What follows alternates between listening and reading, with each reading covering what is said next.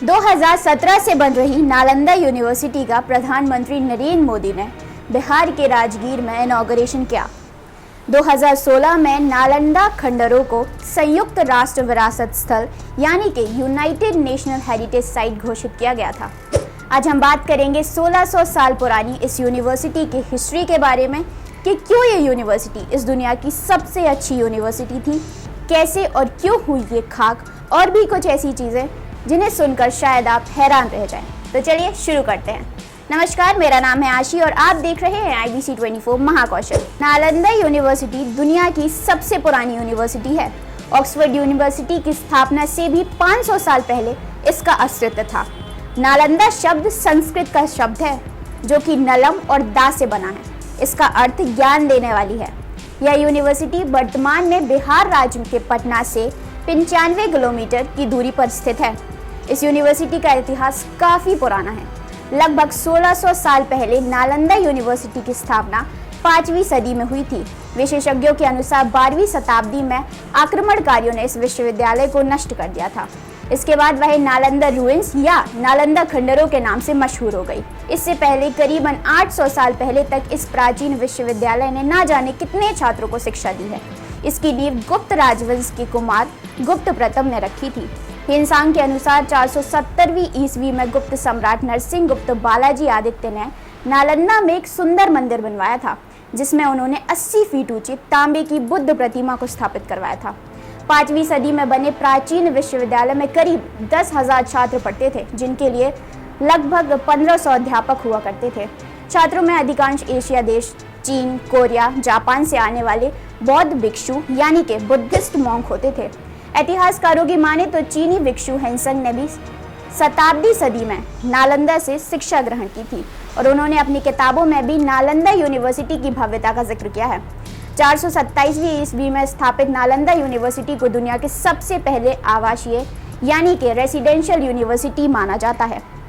पूरे एशिया से लोग यहाँ मेडिसिन, लॉजिक, मैथमेटिक्स और सबसे ज़रूरी बुद्ध सिद्धांत या फिर बुद्धिस्ट प्रिंसिपल्स का अध्ययन करने आते थे। यह शिक्षा उन्हें उस समय की सबसे सम्मानित विद्वानों के द्वारा दी जाती थी। दलाई लामा ने भी एक बार कहा था कि हमें जो भी बौद्ध ज्ञान प्राप्त हुआ है उसका स्रोत नालंदा ही है। ऐसा माना जाता है कि 6th सेंचुरी में भारतीय गणित के जनक, फादर ऑफ इंडियन मैथमेटिक्स कहे जाने वाले आर्यभट्ट ने भी इस यूनिवर्सिटी का नेतृत्व किया था। यूनिवर्सिटी रेगुलर बेसिस पर अपने बेस्ट स्कॉलर और प्रोफेसर्स को चीन, कोरिया, जापान, इंडोनेशिया और श्रीलंका जैसे देशों में बौद्ध एजुकेशन और फिलॉसफी के लिए भेजता था। नालंदा यूनिवर्सिटी में पढ़ाई, रहना, खाना जैसी किसी भी चीज़ का शुल्क छात्रों से नहीं लिया जाता था।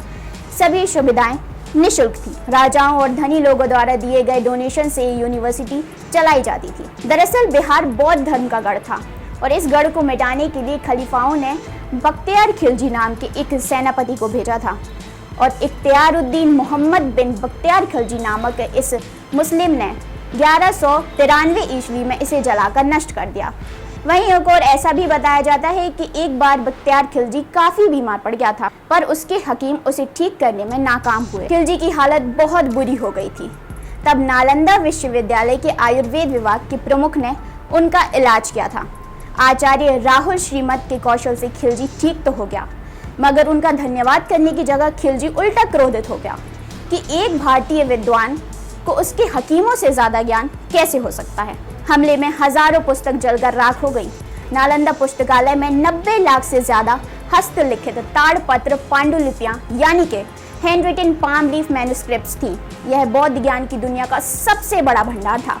कहा जाता है कि उस पुस्तकालय यानी लाइब्रेरी में इतनी किताबें थी कि जलने के 3 महीने बाद तक लाइब्रेरी की आग बंद नहीं हुई थी।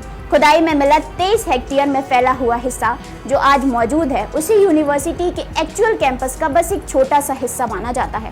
कहते हैं कि आग लगने पर कई अध्यापक और बुद्धिस्ट मॉन्क ने अपने कपड़ों में छुपाकर बहुत सी किताबों को बचाया था, जिन्हें वह तिब्बत की ओर ले गए थे, और कालांतर में इन्हीं किताबों ने तिब्बत क्षेत्र को बौद्ध धर्म और ज्ञान की बड़ी केंद्र में बदला। तो ये थी नालंदा यूनिवर्सिटी की हिस्ट्री। अगर आपको हमारी जानकारी अच्छी लगी हो तो वीडियो को शेयर और लाइक ज़रूर करें और हमें कमेंट बॉक्स में कमेंट करके ज़रूर बताएं कि आपको ये वीडियो कैसा लगा। ऐसी ही जानकारी से जुड़े रहने के लिए हमारे चैनल IBC 24 महाकौशल को सब्सक्राइब करना ना भूलें।